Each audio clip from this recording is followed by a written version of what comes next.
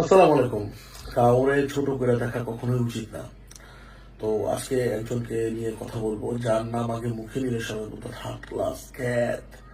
হ্যাঁ, তারপর হচ্ছে যাকে বললে মানুষ বলতো মেয়েদের মতো মেকআপ করে এটা সেটা হু হু এমন এমন ব্যাঙ্গাইতো। তো কার কথা বলতেছি, যার কথা বলছিলাম আমাদের মেগাস্টার শাকিব খানের কথা। একটা সময় তাকে নিয়ে মানুষ অনেক কথা বলতো, অনেক আজে বাজে কথা বলতো। তার কথা বললে ভাই আচ্ছা শাকিব খানের ছবি, রিক্সার ছবি দেখ, রিক্সালার মানুষের ছবি দেখতেছো, গার্মেন্টস আলার ছবি দেখতেছো, তাই না? বলতো খ্যাত, হ্যাঁ আনসোশাল দুধ, এসব কোনো কিছু হইল নাকি।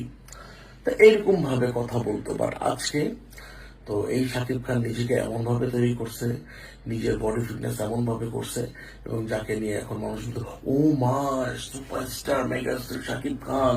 বাংলাদেশের তো একটাই হিরো আছে যে শাকিব খান, তার আগে পরে কেউ নাই। তো যারা একটা সময় তাকে নিয়ে খুব নাক ছিটকাইতো, তারা এখন তাকে নিয়ে খুব প্রাউড করে, এবং দেশের বাইরে সবাই। তো একটা সময় যারা তাকে মানে সামনে আসতে দিত না, এবং তারা তাকে মানে তাদের মধ্যমণি করে রাখছে, এবং তার আশেপাশে অনেক সুশীল ঢুকে গেছে, এবং যারা এক সময় তাকে খুব নেগলেক্ট করতো। সো একটা কথাই বলবো, কাউকে কখনো ছোট করে দেখা উচিত না। কে যে কোন দিক দিয়ে মানে স্টাবলিশ হয়ে যাবে বলা মুশকিল।